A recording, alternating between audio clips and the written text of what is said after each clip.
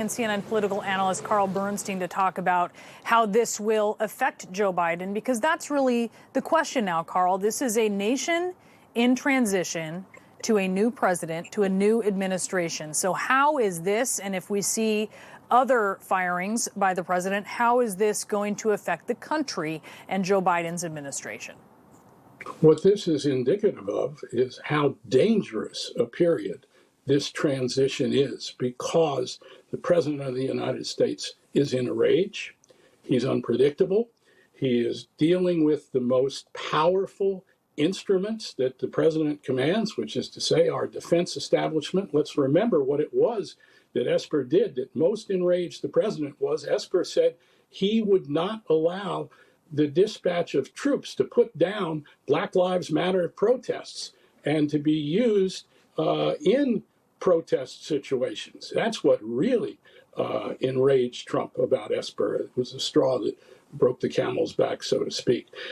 We don't know what he's going to do next in terms of FBI Director Wray, who he's also, in all likelihood, going to fire. Gina Haspel, the head of the CIA, who he also doesn't like. Meanwhile, there are funds being held up for the transition. The GSA, the government agency that controls the funds for having an orderly transition, those funds are not forthcoming because the president hasn't let them go so far.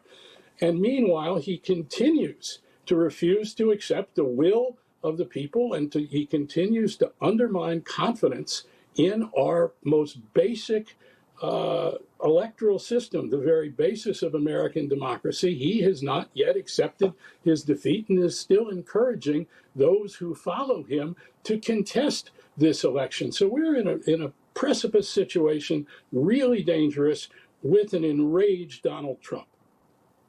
But it will end eventually, right? That's what we know. I mean, when you think about this being a dangerous situation, this transition period, you could also think of a situation where had President Trump won re-election, it would also have been a time of complete turmoil. Well, this will come to an end here in a couple of months, Carl. So I wonder what your prognosis is for the country weathering this, charging ahead, for allies and around the country taking a look and knowing that things are just going to be kind of, I guess, tumultuous around here for a little while. But in this period, do you think that the country can weather it, or do you think that this is something that really does open up a vulnerability?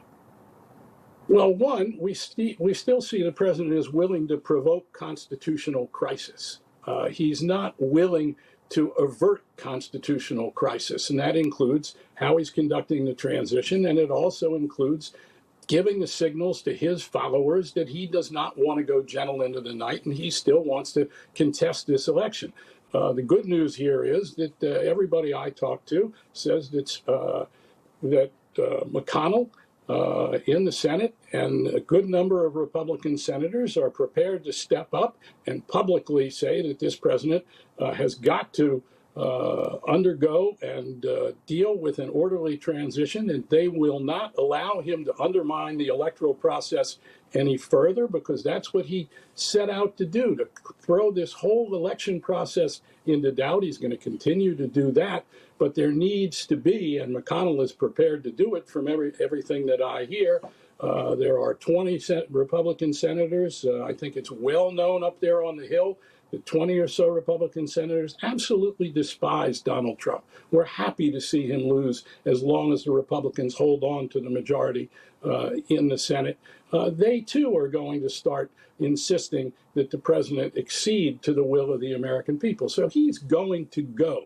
And he's starting to recognize it, according to other people at the White House. But can he continue to throw monkey wrenches that really screw up the wheels of governance and the wheels of democracy and make it much more difficult for Joe Biden to move ahead as quickly and as authoritatively and as expeditiously as Biden would like, and to try and delay and impede people who didn't vote for Biden to perhaps embracing his presidency? Trump is still insisting on being the disruptor, not the uniter, and to continue to conduct a presidency by rage and anger. Indeed. All right, and Carl. authoritarianism. Yeah. Carl, thank you so much. We're going to have more.